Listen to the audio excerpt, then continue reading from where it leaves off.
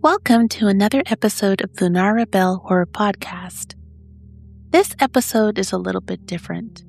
Usually, I sit down and I write something for you, a story that unfolds in its own quiet way, shaped just for this space we share. But for this episode, I wanted to try something new, or maybe something very old. Instead of my own story, I'll be reading a shortened and retold version of a classic piece of Gothic fiction, The Body Snatcher by Robert Louis Stevenson, first published in 1884. Before we begin, if you enjoy stories like this, quiet, haunting, and a little unsettling, don't forget to like this episode and subscribe to the channel. It truly helps support what I do here.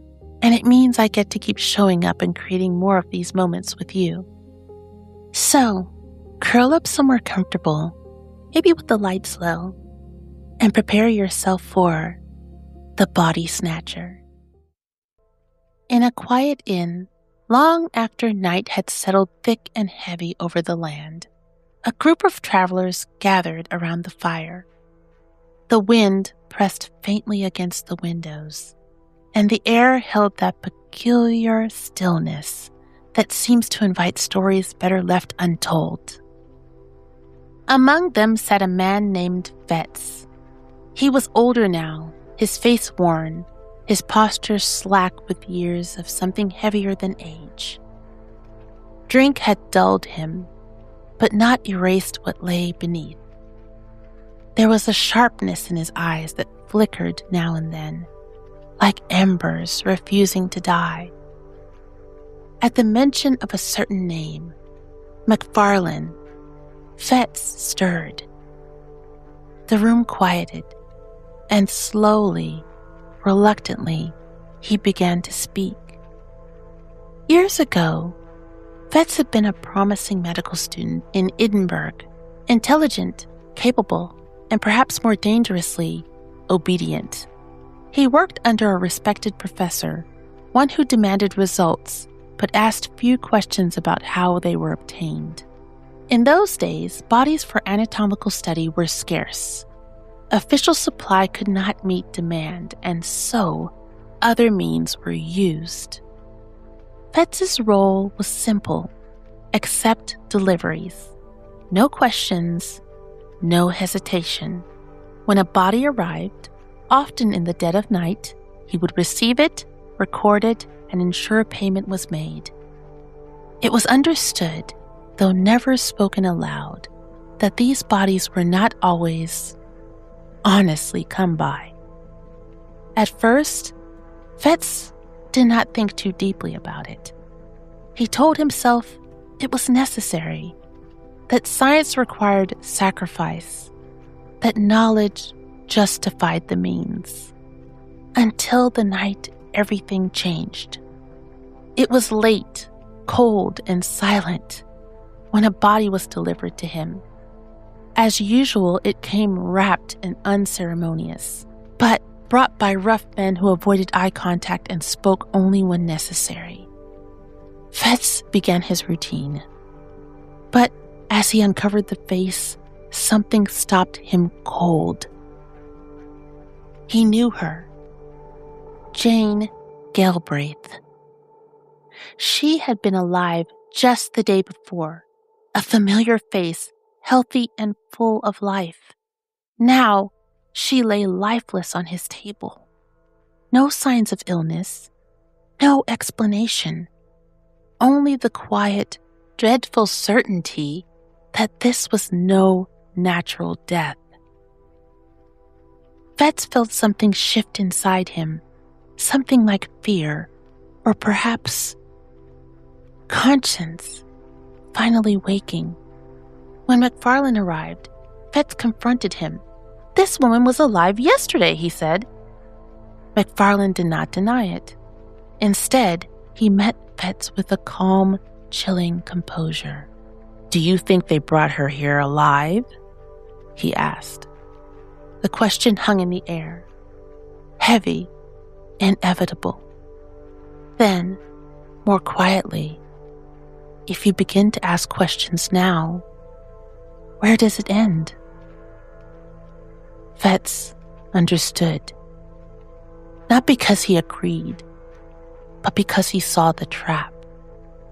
He had already accepted other bodies, already handled the payments, already played his part. To question this now would mean unraveling everything, including himself. And so, after a long silence, he said nothing. The body was paid for. The work continued. Time passed. Fetz hardened. Whatever unease he once felt was buried under routine, drink, and willful blindness. Until another night, another delivery. This time, McFarlane himself arrived with the body. It was unusual, but not unheard of. The night was dark, the roads empty. Together, they worked quickly to bring the body inside. But something about McFarlane's demeanor unsettled Fetz. There was a tension in him, urgency, and something else. Fear.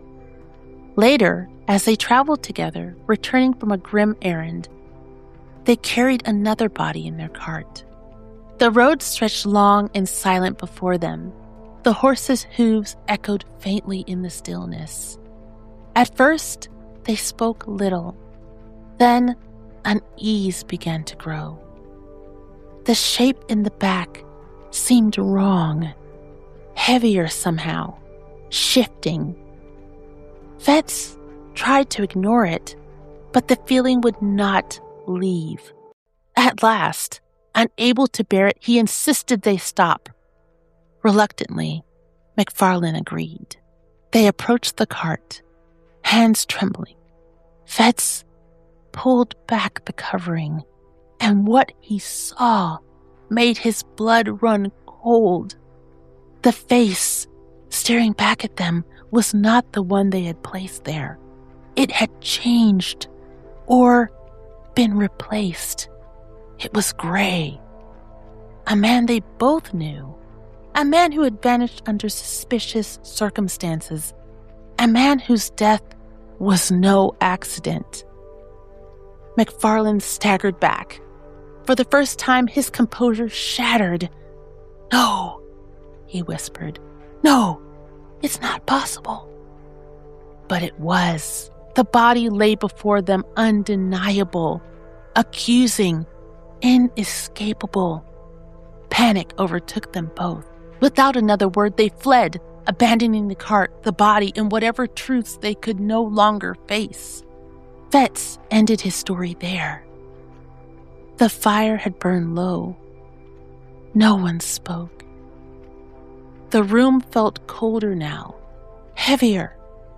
At last, someone asked what had become of McFarlane. Fetz gave a bitter, hollow smile. "He rose in the world," he said, "prospered, respected." A pause. "And he gestured faintly to himself, "did not." But there was something else in his expression, not just regret, not just bitterness, something deeper, as though the past had never truly let him go, as though somewhere in the dark, the dead were still waiting. And that's where we'll leave things tonight. Some stories don't end cleanly. They don't tie themselves up in comfort or clarity. Instead, they linger, quietly, patiently, like footsteps fading in the distance, or something watching just beyond the light. If you enjoyed this retelling of The Body Snatcher by Robert Louis Stevenson, don't forget to like this episode and subscribe to the channel. It truly helps support the space we're building together here, and it means I get to keep bringing you more stories like this. If you're heading to sleep, let your body soften. Let the night hold you gently.